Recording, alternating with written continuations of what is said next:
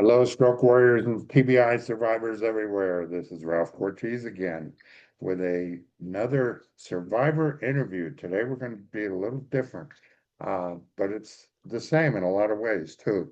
I'm kind of titling this just uh, for purposes of my brain, disrupt, move, and transform, bringing the MS disrupted philosophy to stroke recovery.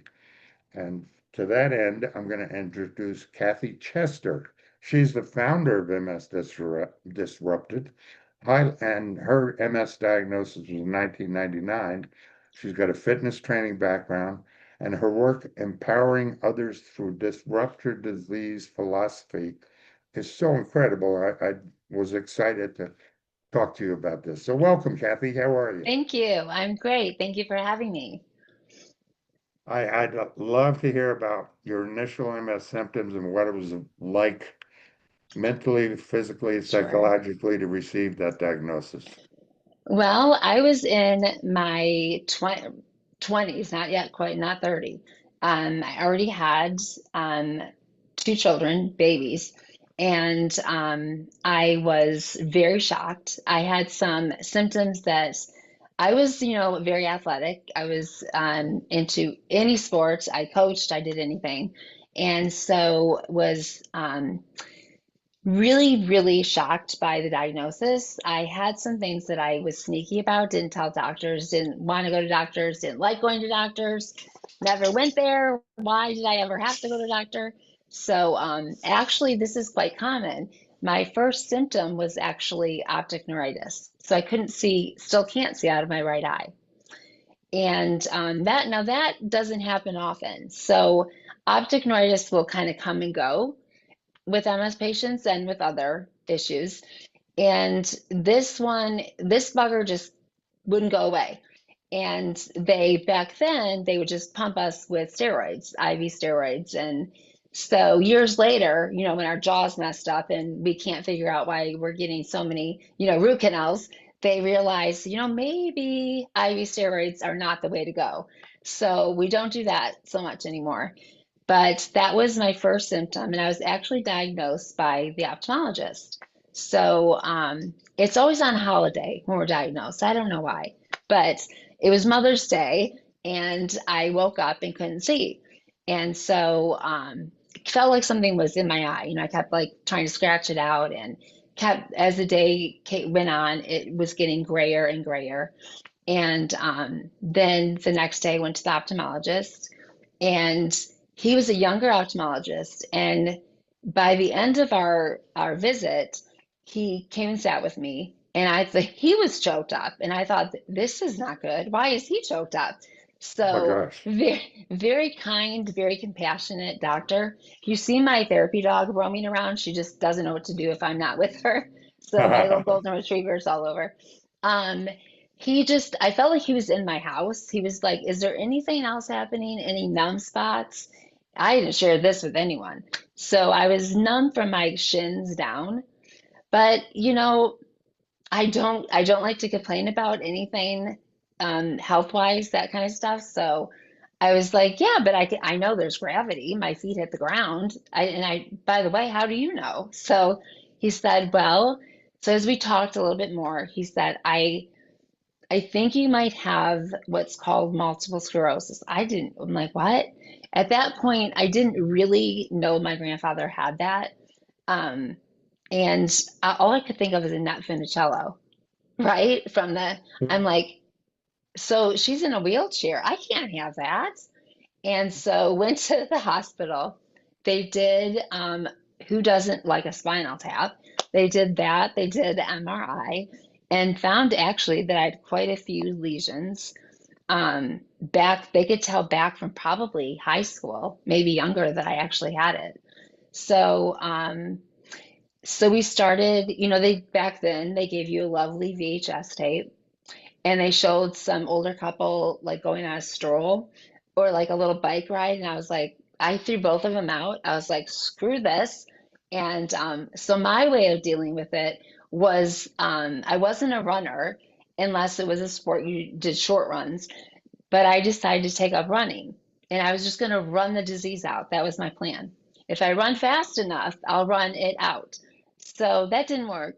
Unfortunately, it didn't work. And so I found a neurologist, and he was amazing. I had him for a long time, and unfortunately, one of those crazy things, never smoked a day in his life, passed away from lung cancer. But through those young years having him, he was just amazing. Very, the doctor that was for me, I'm very aggressive. I want to do the very best. And back then, they were just starting like a low dose of chemo if the attacks were coming over and over again.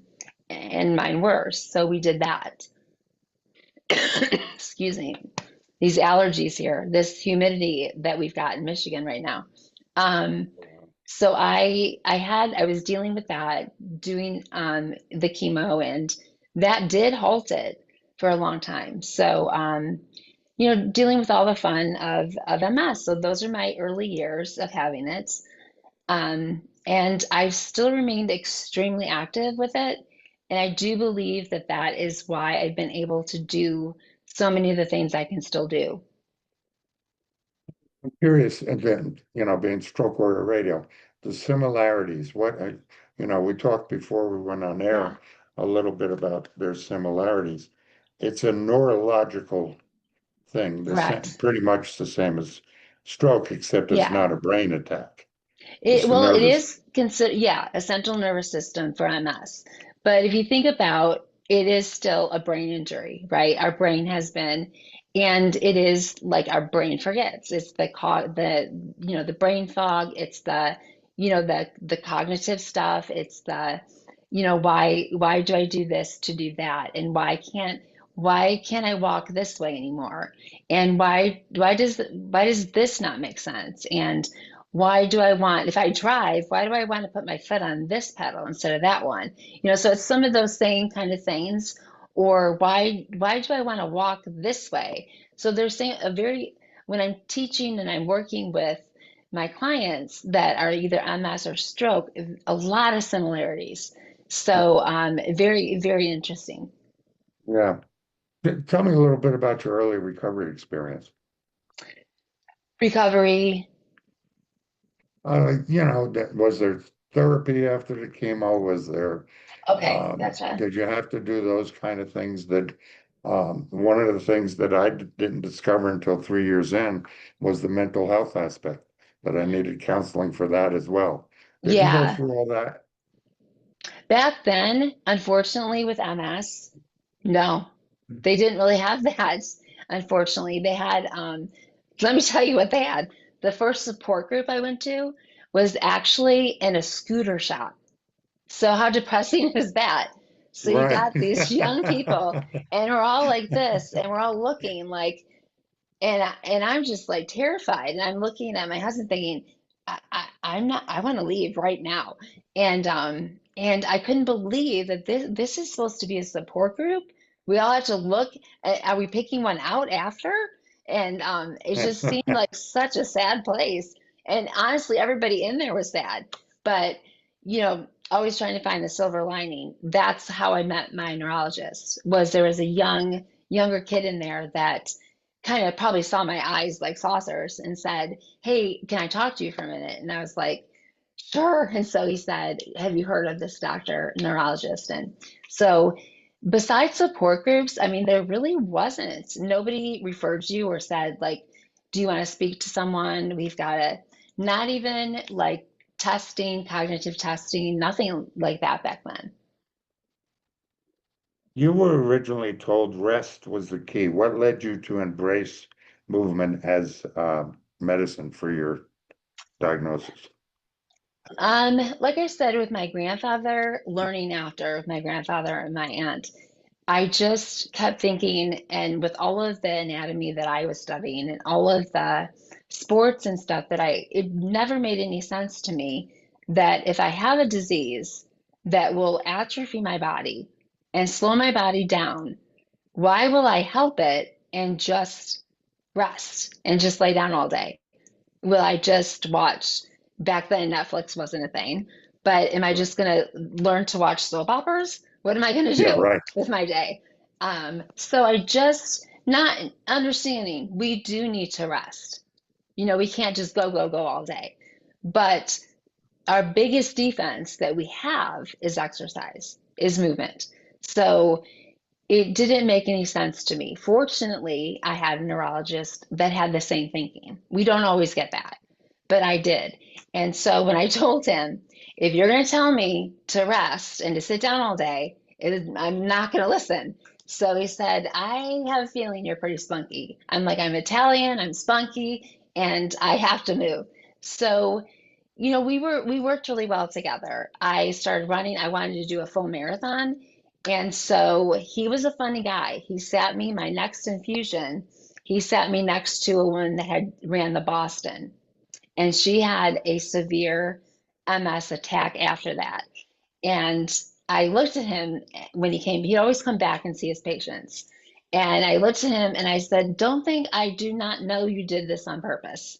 And so we made a deal that I would never run a full marathon. And I understood it. The reason being is because, when your body gets so overheated, it can't replace the fluids. And so that can cause an attack. And so we talked about doing other things. Like I would do triathlon sprints that were shorter. Or I finally talked him into letting me do half marathons. It was like, if you stop and you have a belt with 3 water things on there. And so I did those it's been a couple of years since I've done one of those. But I did those for years and really enjoyed that part, and honestly would really just get choked up and stop, and just the beauty of it.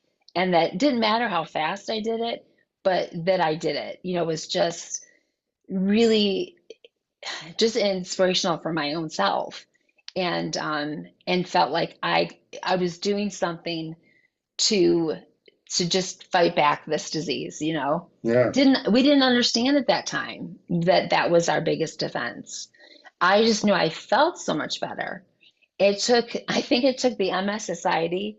I think honestly, Ralph, I think it was 2020 when the MS Society came out and said exercise is a must. And I'm like, wow, thank you. So, so, Yeah, and it's one thing we learn in stroke is mhm. consistency and repetitiveness, Yes, and yes, it makes a difference. What for all what of kind it. of Yes. background led you to MS disrupted? I mean, were you in medical profession or what before? So I wanted to do physical therapy. That was like really, really what I guess how I felt, and I'm really glad I kind of went this direction. So I started doing training, and I started as just a trainer. I was kind of a pain in the neck if you worked with me. I did corporate travel, and I would set up times like, okay, you're going to work out this time, and they were like, "Geez, we didn't know we hired like Jane Fonda," and um, so I would do that kind of stuff. But then I really wanted to train, and so I started doing that kind of stuff. But then when I started getting in back in the day, called special population, is all they could think of calling it.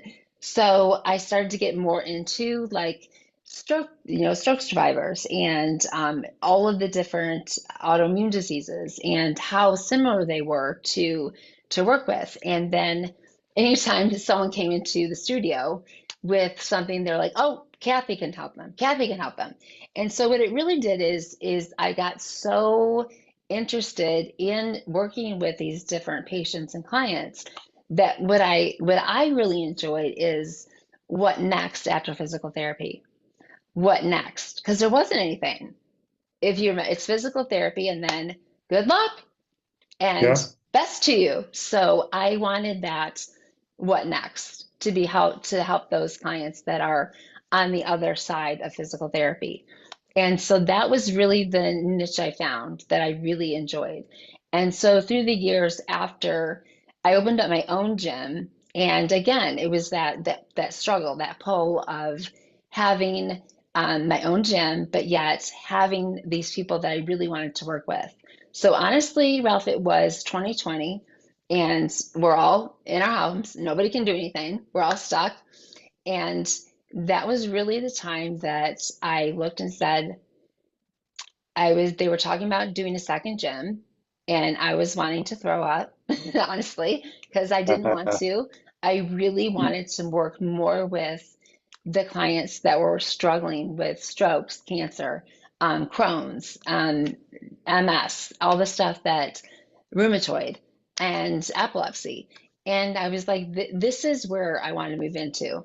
I know the money isn't going to be what it was at the gym, but the first time that I had a client stand in the shower for the, I just sobbed. I mean, what beats that? I don't know how to, you know, can I buy a new car? No. Can I, no, I can't do that. But wow, I mean that just made it made everything different. And Yeah, so that really, and what opened up in 2020, Zoom. So yeah. it made the ability to work with clients in different countries. I mean, it was a little scary working with people in India. I was like, are you okay? It's very dark. So I'm like, if you're in danger, can you reach out to anyone? But it was a beautiful thing in all the darkness and the scariness, right, of COVID. It was a beautiful thing for us to all be able to connect in a way that we never could before. Right, And so I right. think it taught us about each other's diseases and how it worked, but also the connection, I think, was beautiful. And so many of us continued.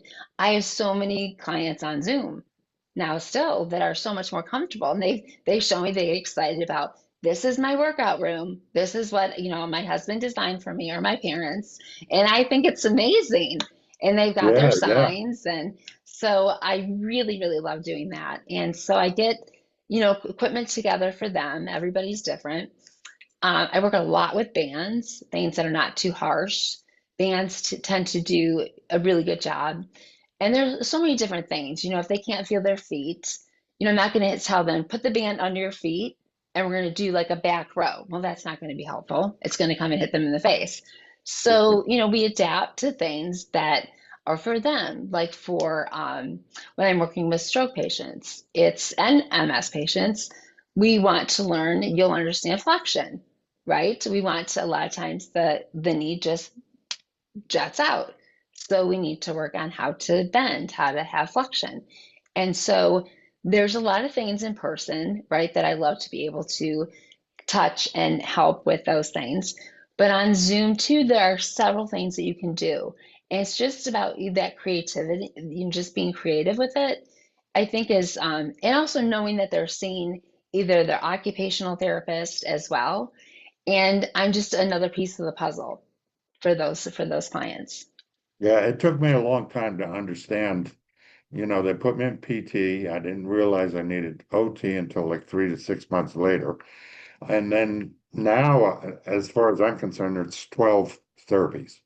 I mean, there's all kinds of different things Right, from acupuncture to chiropractic and massages right. to, and that's something that you have to self-advocate and learn yourself, Yeah, unfortunately. absolutely. And it gets So, exhausting to self-advocate all the time, yeah, doesn't it? yeah. But one of the best things I found after starting Stroke Warrior Radio is this community of people with illnesses or traumatic events like Yeah. us. It's it's an amazing family. God Oh, was yeah. everybody is so willing to share. I mean, and learn too. I mean, we're Yeah. listening to in 54 countries now. That's So really it, awesome. yeah, it's I've been really cool. stalking you a bit. It's really cool. Yeah, thank you. Well, life beyond MS, and what's your life like, family, and how do you balance the wellness and your advocacy? I mean, I go Oh, through it gosh. too. It's like, how do I Yeah. do this all? Right? Well, if only our brains were that organized, right?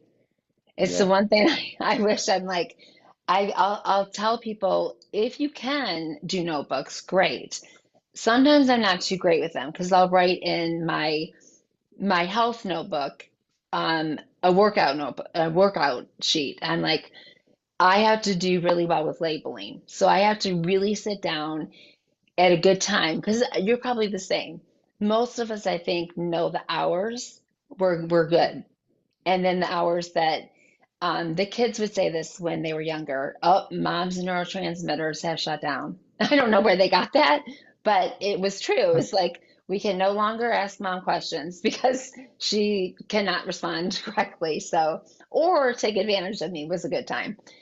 Yeah, So I know the hours that I can do well with certain things, and the hours that would not be good for me to do an interview or to train anyone. So those would be the hours that I would more play with my therapy dog or do things that I enjoy doing.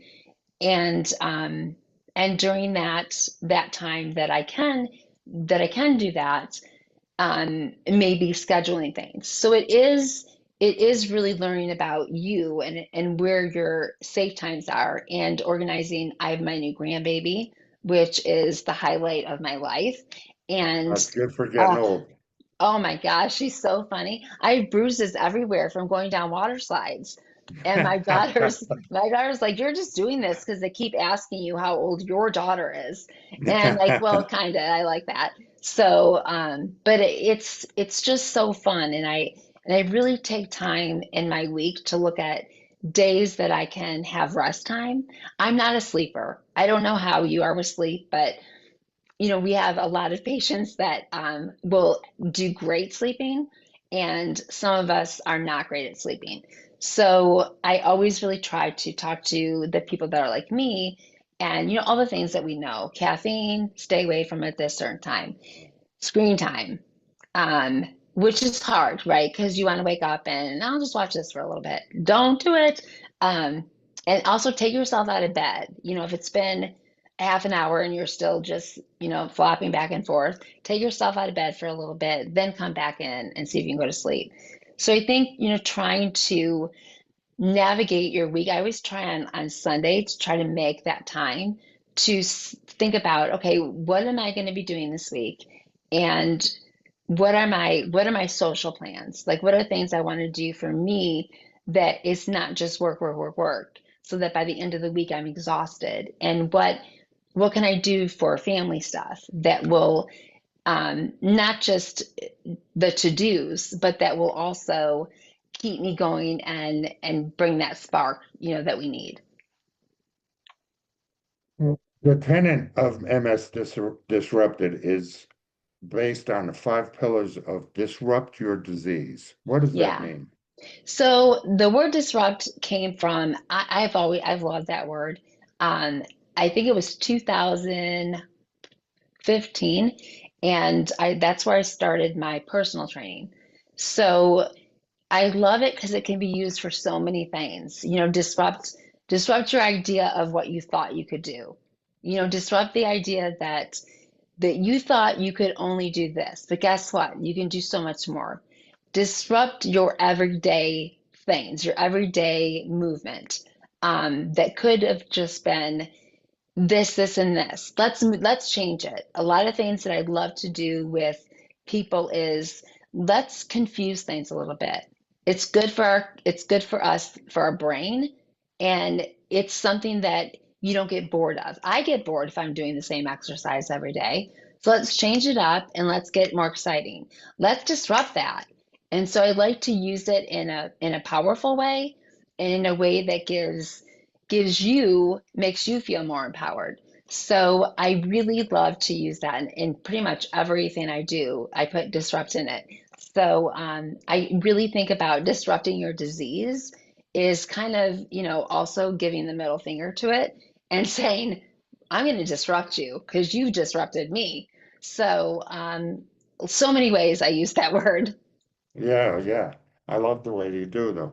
But you mentioned the five pillars of movement, nutrition, mindfulness, rest, hydration, and support. Is Yes. that, tell me about that.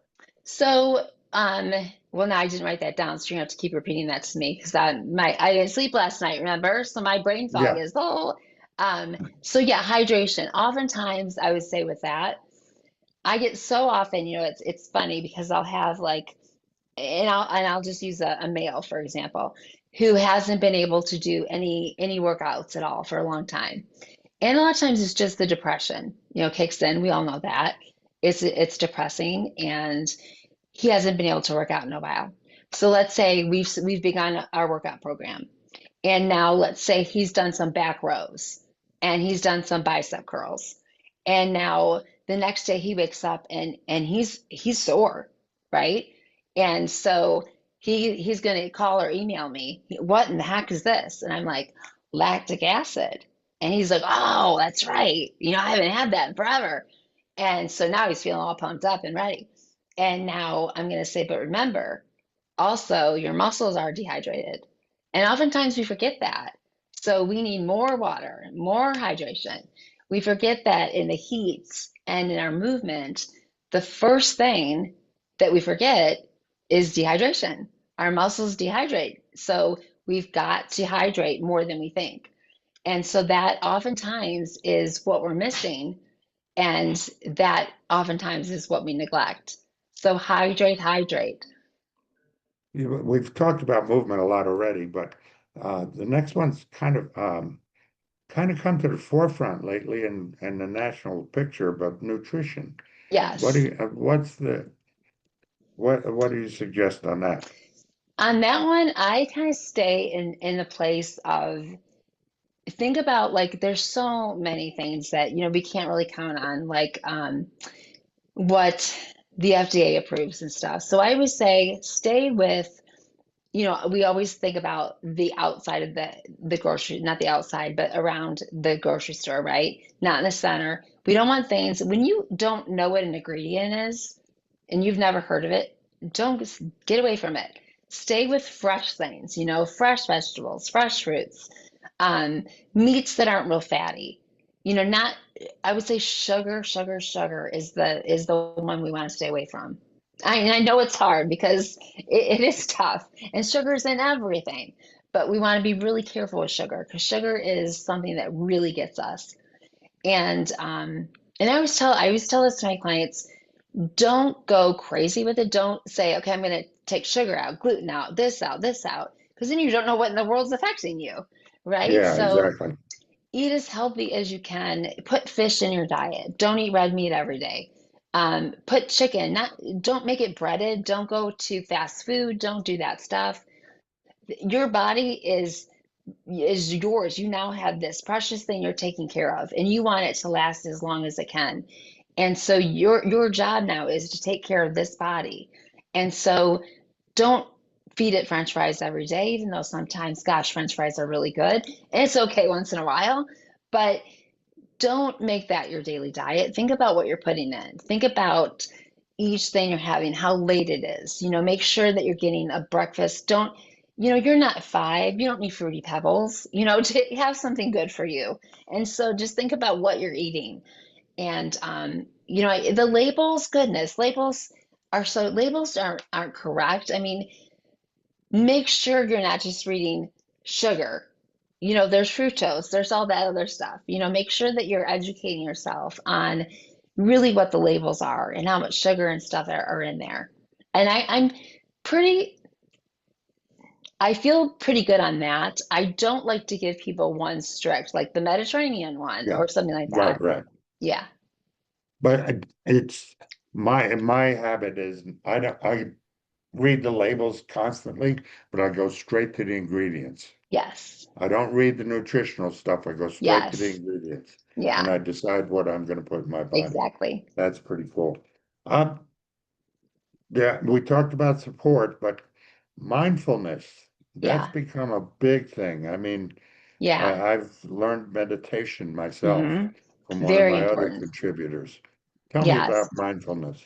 Well, like you said, meditating, I think, is incredibly important for so many reasons. I think, well, I'll give you this too.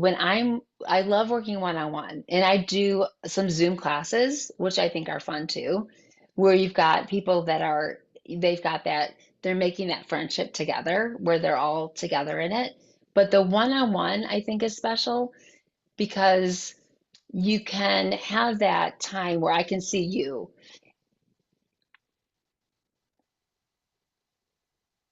Okay. and you can see me and I can tell, like, let's say you just got on with me and you look really stressed out, like something might have just happened. You got a phone call or something. And I can say, you know what? Let's wait for a second. Let's do some breathing. So hand on heart, hand on diaphragm. Let's do just some diaphragm breathing for a couple seconds, maybe a minute or two. And let's calm everything down. And let's just be mindful of where we are. Because if I've got you and something really happens, is your mind and body going to connect to do any movement? Or are you going to be thinking of what just happened and how emotional that was?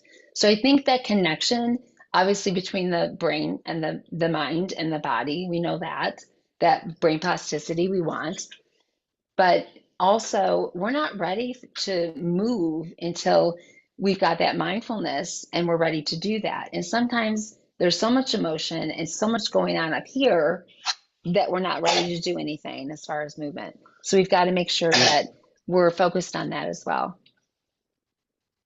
You've you've mentioned that you work with stroke survivors a lot. Mm. And one of the phrases that really got to me in reading your bio and everything and your websites is micro disruption. What are some of the micro disruptions that stroke survivors can do to regain confidence and function? Um, I would say small things at a time, not big things. Um, like I have a mini skateboard, and a lot of times, we'll use that, and I'll bring it in, and I'll say, okay, get on, and they'll laugh, and I'll say, no, we're gonna sit down and we'll do some lateral things, just tiny, and they'll think it's a big movement, and I'll say, no, no, no, little, or if it's a big day, it's just a tiny thing, and celebrate it, celebrate those micro things, celebrate those tiny things. Well, it's so easy for us, right, to like think and remember all the negative. But we forget and we don't celebrate the positive, that small thing. And so that's why I have them make sure they have a notebook and to put it in there. And so to make notes of that you did this today. And don't forget, and you're not going to forget because you're putting it in the notebook right now that you did this and that was a big deal. And sometimes it's hard for us to think of those and remember Yeah, that we did that. yeah. We say catch the wave. Warriors achieving victories every day. It's Yes, those I love little that. things that add Yeah, up to the big ones. Tell me absolutely. about your program to disrupt MS or stroke function. You have a Yeah. 10-week program, right? Actually, we have changed that. So that is Oh, actually okay. going off the website. So what I do is I just have phases. So if I have phases, and let's say you might be in phase two in some areas, but phase one in a different area, and that's completely fine. So maybe as far as your ability to sit to stand, and you've got that down. Um, and then we can go on to a different phase. Maybe your ability to sit to stand isn't there at all. And so we're going to stay here. So it's just different ways and also different goals. I always ask people, always remember, what is your why? Why are we doing it? What is that why? And so each thing we do, and I always ask them, what is the next thing what is that next goal that you have? What are we shooting for? What are we aiming for? Just to keep that, because sometimes, I mean, do we wake up every morning thinking, I really want to work out today?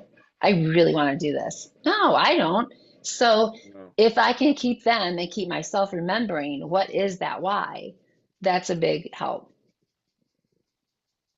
But how do you modify exercises for those with mobility or balance challenges? I mean, Oh, like I said before we started was I used to my early recovery was so stagnant, they'd put me on a bike as a therapist and walk away. How do yeah. you get people to, you know, go for Yeah. that? I mean, I Um, think it's a personal thing. yeah. I would say one of the things that I always say to clients is that sometimes we have to go backwards to go forward, and that's okay. And that is not a wrong thing. That is sometimes therapists may have missed something. Sometimes, and this physical therapists, don't get mad at me. Sometimes our newer therapists, it's a bing bang, they got up and walked, goodbye. And so Yeah. we may need to go backwards and hit some of the things that were missed. And so we do some of that. And I think I did not answer the rest of your question. Can you repeat it again?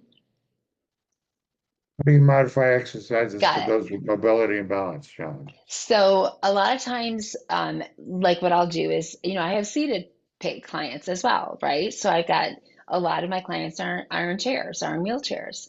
So we will do things that obviously those who are standing, she is really wanting to say hello to you. Hey, So Sophia, hello, hello. You're in all my videos. She thinks she is the star. yeah, why not? So, so she a lot of times will do that, and I'll say they'll, feel upset. Like, well, what if I'm not going to get the best because I'm seated? I said, are you kidding? So we'll do cardio, and I have cable ropes that they'll do in their chair.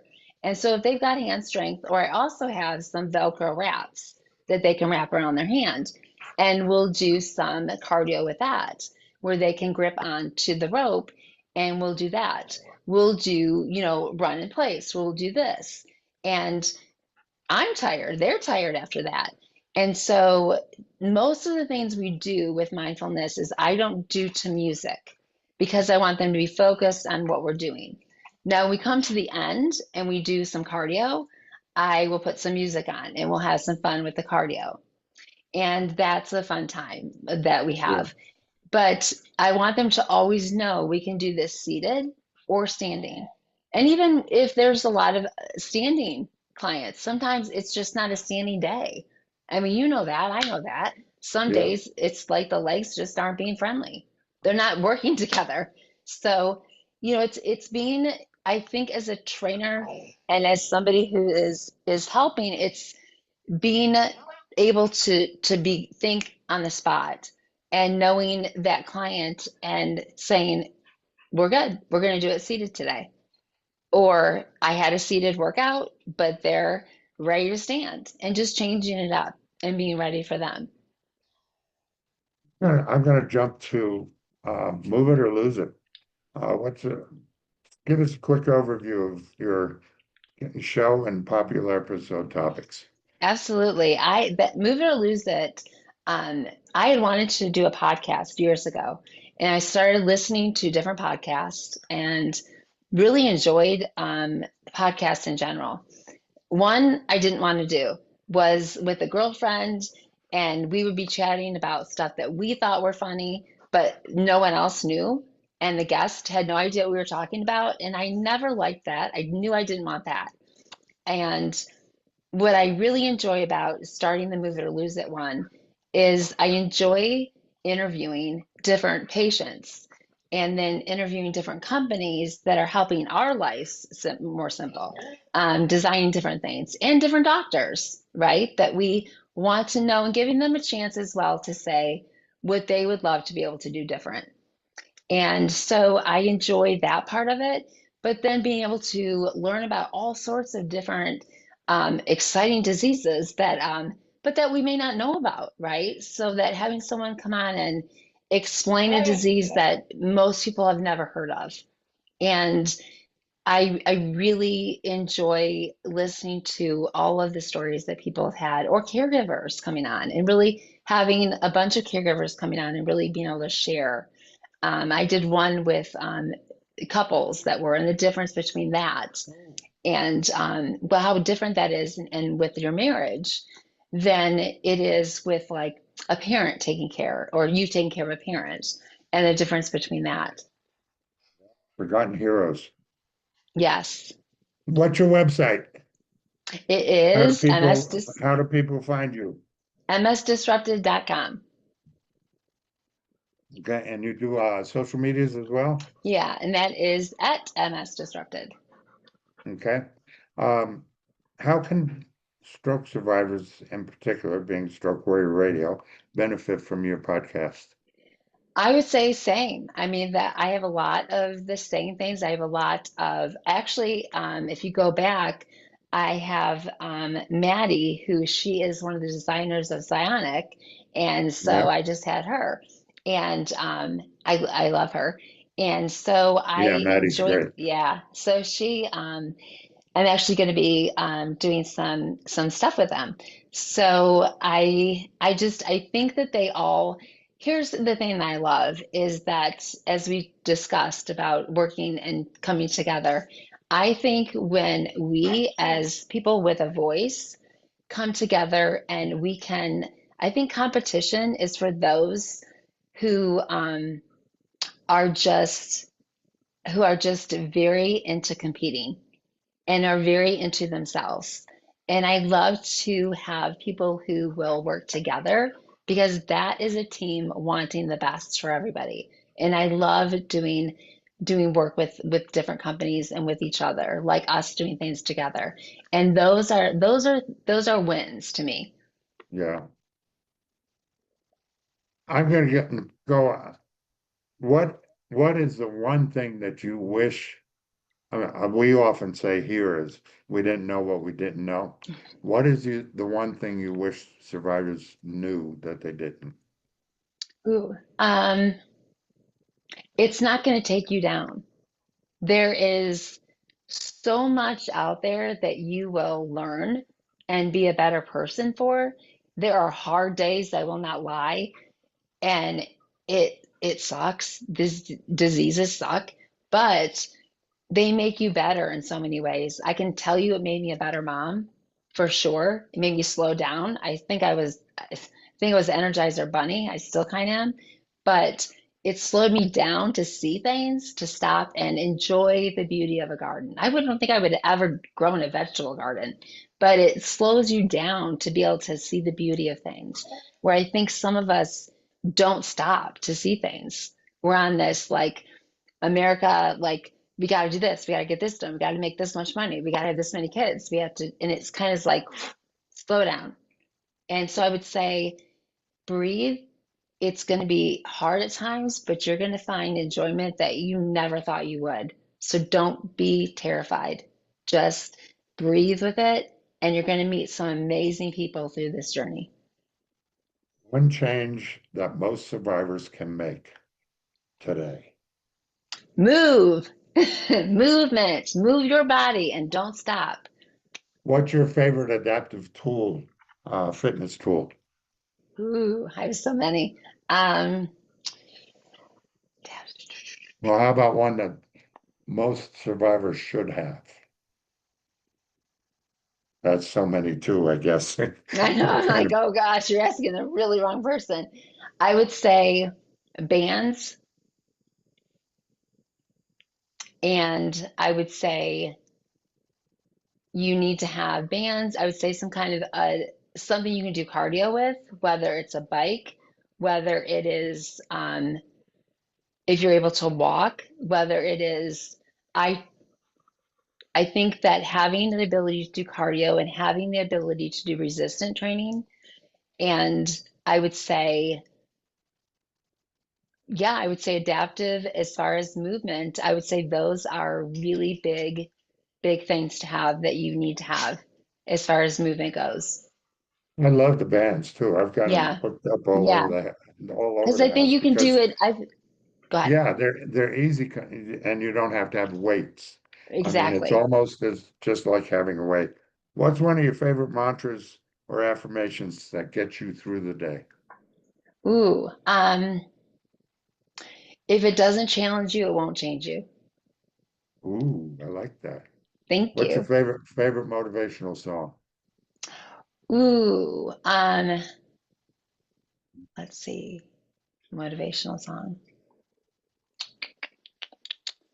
I like music a lot. Yeah, me Um, too. Yeah, I got more into music too after the stroke. yeah, I've been to like 55 concerts in my life. And then after the stroke, it was like I rediscovered it. yeah, that is true. Gosh, I have, whoo, that's a hard one. I can't think of just one. Let's see. Um, Oh, there's Rocky, there's Celebrate, I there's know I got some, ooh, you what's got some me. I'm going to have songs? to look at my playlist. I'll Okay, look at all my, right, sounds good. go on to the next one. I'll look at my playlist All that I right. have that I know. What, is there anything else you'd like to add for today's show? Well, now that you got me looking at playlists, now you're gonna have to give me something different. Um, you have to ask me another question while I'm looking. Yeah, if you want to add anything to today's discussion that we haven't covered? Um, I mean, I'm just so grateful that you had me on, and I love to speak of this. I really, truly do. I love to speak of movement and just the importance of it, and just to give any survivor, any of these diseases, just a just joy and an understanding of that it's all going to be okay. You know that you're going to be okay. There's going to be really tough times, but we will survive. There we go. There you go. We will survive. You will survive, and you will thrive. And I know that's overused now. I'm like, why did they have to overuse that? But Yeah, right. you can thrive in this. And I know it that when I have a couple now that I went to that terrible support group, I now run two of them. One is for newbies that are diagnosed, and one is for a women's support group. And I love that because they share a lot, you know, about guys, men that they are tired of. But no, just kidding. But they, you know, I love that they can share that stuff about how they feel and about those emotional things. And we get funny and silly. We have dance offs and stuff like that. But it's something that, you know, that we can, I think that's important for all of us to have, you know, those people to talk to. And when those new people come on, I love the organic part of that, I guess. It would be my favorite thing to say, where you have the newly diagnosed that help the people that have been diagnosed for a long time remember exactly what we're fighting for. But then when the new ones come on, you've got the people that have been diagnosed that help support and encourage them. So I love that. Thank you for your work. I mean, it's incredible all I've been through and researching you. I think you're an inspiration and you are truly motivational, I think, Thank you. in everything I've seen. So thank you, Kathy. You have a great day. Thank you. Thank you for We'll having talk. me on. Oh, absolutely my pleasure. We'll do this again soon. Absolutely. Bye now. Bye bye.